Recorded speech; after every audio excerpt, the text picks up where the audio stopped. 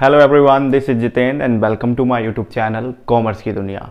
Guys, आज की इस वीडियो में मैं बीकॉम सेकेंड ईयर के सबसे ज़्यादा डिमांडिंग सब्जेक्ट को लाया हूं। और गाइस, आज की इस वीडियो के साथ मैं शुभारंभ कर रहा हूं कॉस्ट अकाउंटिंग का। सो गाइस, सबसे पहले हमें जानना होगा कि कॉस्ट अकाउंटिंग क्या होता है। अगर आप सेपरेटली दोनों टर्म को अलग अलग रखें, एक तरफ कॉस्ट रख दीजिए और एक तरफ अकाउंटिंग रख दीजिए, और इन दोनों के मीनिंग को बहुत अच्छी तरह से अगर आप समझ लेंगे, तब आपको कॉस्ट अकाउंटिंग तो बहुत ही इजीली समझ में आ जाएगा कि क्या होता है आखिर cost accounting. So guys, this is one of the most demanding subject of BCom second year in our MJPRU।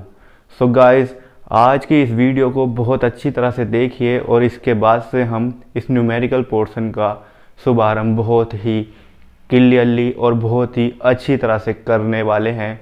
तो चलिए शुरू करते हैं आज की ये वीडियो। और यहाँ पर आप देख रहे होंगे, यहाँ पर टॉपिक है हमारा कॉस्ट अकाउंटिंग का मीनिंग एंड इम्पोर्टेंस। जैसा कि आप सभी समझ पा रहे हैं कि कॉस्ट अकाउंटिंग जो है दो वर्ड से मिलकर के बन रहा है, एक तो है कॉस्ट और दूसरा है अकाउंटिंग। इन दोनों के मीनिंग आप अलग अलग समझ लीजिए और फिर देखिए आपको ये कॉस्ट अकाउंटिंग जो टर्म है वो आसानी से समझ में आ जाएगा। कॉस्ट का मतलब क्या होता है? किसी भी प्रोडक्ट को या किसी भी मटेरियल को सेलिंग प्रोडक्ट में कन्वर्ट करने तक के जो भी खर्च हुआ है वो सब क्या है? एक कॉस्ट कहलाती है। फिर से समझ लीजिए, एनी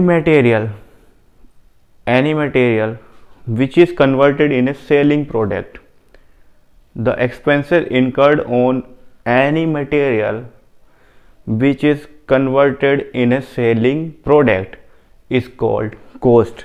हिंदी में मैं हिंदी मीडियम वाले छात्रों के बहुत करीब हूँ, इसलिए मैं उनको अच्छी तरह से समझा दूँ कि कोई भी मटेरियल, कोई भी सामान, कोई भी सामग्री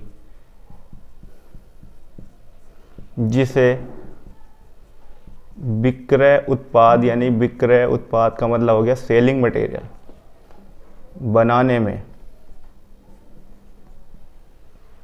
लगी धनराशि या लगी धनराशि या कह दीजिए लगा व्यय, खर्च,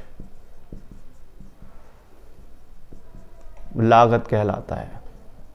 अब मैं इंग्लिश में भी लिख देता हूं क्योंकि इंग्लिश वालों से भी मुझे इतना ही प्रेम है। द अमाउंट या फिर expenses incurred on any material which is converted now in a selling product, विक्रय उत्पाद is called cost। So guys, इस टर्म को मैं एक एग्जांपल के थ्रू आपको समझाने वाला हूँ। You are seeing Frooti in my hand and you know how much this cost. अगर आप कॉस्ट के बारे में जान रहे हैं, अब बहुत सारे जो हमारे साथी होते हैं जब वो मार्केट में शॉपिंग करते हैं तो काफ़ी एक गलत टर्म का यूज़ करते हैं कि हाउ मच कॉस्ट। तो भाई, कोई व्यापारी आपको उसकी कॉस्ट कैसे बताएगा? वो कॉस्ट नहीं बताता है, वो तो सेलिंग प्राइस बता सकता है उसका। और कॉस्ट और सेलिंग प्राइस में बहुत अंतर होता है। यहाँ पर आपको ये फ्रूटी दिखाई दे रही है। जब आप इसको दुकान से लेने जाते हैं तो शॉपकीपर आपको इसको 100 रुपीज़ में देता है। यानी ये जो 100 रुपीज़ में आपको ये फ्रूटी मिल रही है, 100 rupees is not a cost price, 100 rupees is it's selling price. ये इसका सेलिंग प्राइस है। और कॉस्ट प्राइस और सेलिंग प्राइस में क्या अंतर है ये भी हम अभी समझ लेंगे। भाई, जब दुकानदार इसे अपने यहाँ बेचता है तब ये उससे पहले काफ़ी खर्च करने के बाद दुकानदार के पास आती है। ये तो है नहीं कि दुकानदार खुद से ही फ्रूटी बना रहा है, खुद से ही सब कुछ कर रहा है और जब जाके उसने इसे 100 रुपीज़ में बेच दिया। और फिर भी अगर मान के चलिए कोई भी छोटा भी बिजनेसमैन है या छोटा भी मैन्युफैक्चरर है, अगर वो किसी चीज़ को 50 रुपये में बनाएगा तो वो 50 रुपये में तो नहीं बेचेगा उसे।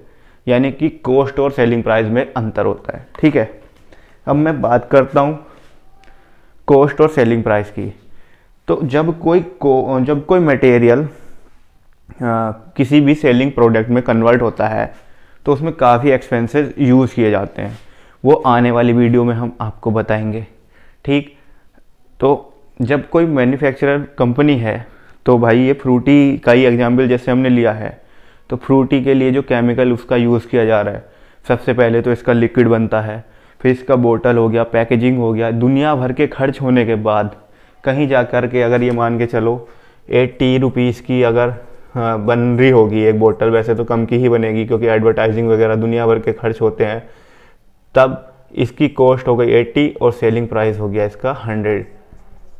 सेलिंग प्राइस क्या होता है?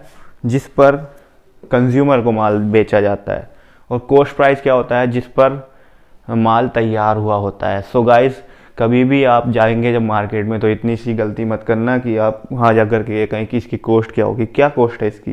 तो भाई कॉस्ट कैसे बताएगा? वो कॉस्ट नहीं बताएगा आपको। ठीक है, चलिए आपको ये टर्म क्लियर हो गई होगी। कॉस्ट का मतलब होता है लागत। फिर से एक बार बता दूं, किसी भी सामग्री को यानी किसी भी मटेरियल को विक्रय हेतु बनाने के लिए यानी कि सेलिंग प्रोडक्ट में कन्वर्ट करने के में जितने भी खर्चे होते हैं वो सब मिला करके कॉस्ट बन जाती है। ओके गाइस, और अकाउंटिंग क्या होता है? अकाउंटिंग मीन्स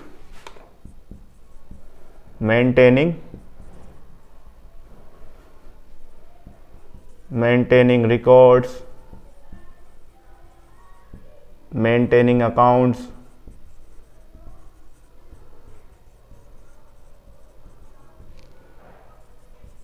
maintaining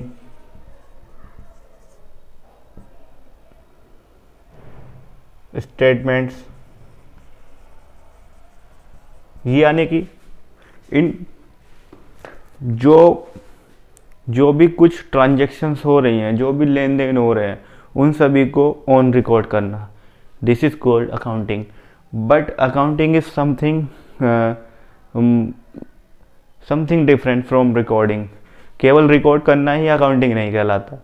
अकाउंटिंग का मतलब होता है किसी भी चीज़ को सिस्टमेटिकली ऑर्डर के साथ और सिस्टम बाय सिस्टम जिस प्रॉपर बुक कीपिंग करते हुए रिलेटेड अकाउंट से रिलेटेड जो एंट्रीज हैं उनको रिकॉर्ड करना, यानी कि एक कहना चाहिए डीपली प्रोसेस है। कॉस्ट हो गया किसी भी प्रोडक्ट की खर्च, उसको बनाने में लगा खर्च, और अकाउंटिंग हो गई उस खर्च को मेंटेन करना, रिकॉर्ड करना और स्टेटमेंट तैयार करना, साथ ही साथ कुछ ऐसे डिसीजन लेना जिससे एक मैन्युफैक्चरिंग कंपनी अगर अपने आप को इनलार्ज करने का सोच रही है या प्रोडक्शन को हाई बढ़ाने की सोच रही है तो वो किस तरह से अपने डिसीजंस को सक्सेसफुल बना सके। काफ़ी टाइम क्या होता है, जो बड़ी बड़ी मैन्युफैक्चरिंग कंपनी होती हैं जिसमें काफ़ी लार्ज स्केल पर प्रोडक्शन होता है, वहाँ पर प्रोडक्शन को कितना बनाना चाहिए, कितना ज़्यादा बनाने से कितनी कम कॉस्ट आएगी, या फिर कैसे हम अपने प्रोडक्शन की कॉस्ट को कम करें, किस तरह से हम अपने प्राइस को कम कर सकते हैं, ये सब डिसीजन हम कॉस्ट अकाउंटिंग के ही टैक्टिक्स से सीखते हैं। यानी ये कॉस्ट अकाउंटिंग जो है आपको डिसीजन मेकर्स बनाएगी। सो गाइस, इस टॉपिक को अच्छे से समझ लीजिए। अब आपका टॉपिक क्लियर हो चुका है कि कॉस्ट और अकाउंटिंग मिलकर के कॉस्ट अकाउंटिंग क्या होगी। अगर हम बात करें हिंदी में तो कॉस्ट अकाउंटिंग का मतलब होता है किसी भी प्रोडक्शन हाउस की, प्रोडक्शन कंपनी की जो क्रियाएं हैं, जो भी उसमें एक्टिविटीज़ चल रही हों, उनको रिकॉर्ड करना, साथ ही साथ समय समय पर उन रिकॉर्ड्स के थ्रू एक डिसीजन लेना जिससे वो बिजनेस और अच्छे से ग्रो कर सके। सो गाइस, अगला जो यहाँ पर दिखाया गया importance of cost accounting. Cost accounting का इम्पोर्टेंस क्या है? तो इसका सबसे पहला इम्पोर्टेंस है कि हमें किसी भी प्रोडक्ट की टोटल कॉस्ट फाइंड करने में हेल्प मिलती है। इम्पोर्टेंस यानी कि इसके उद्देश्य, इसके फायदे।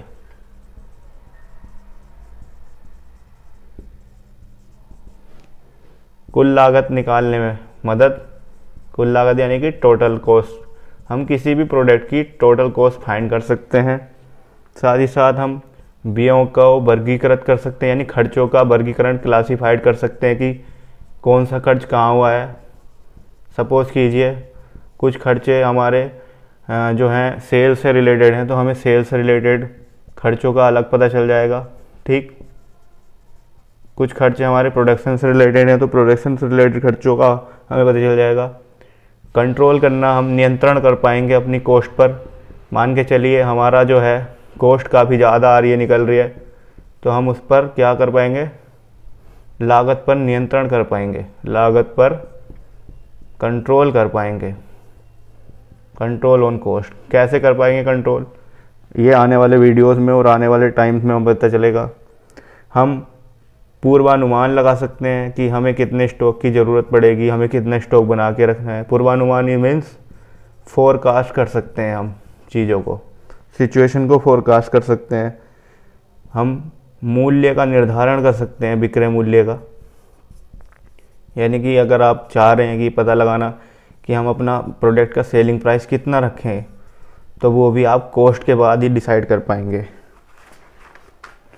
ठीक है गाइस, तो आपको ये वीडियो, ये टॉपिक समझ में आया हो तो प्लीज़ जल्दी से जल्दी आप क्या कर दीजिए, अब जल्दी से जल्दी इस वीडियो को कर दीजिए, देखिए लाइक, जल्दी से जल्दी कर दीजिए आप इस वीडियो को शेयर।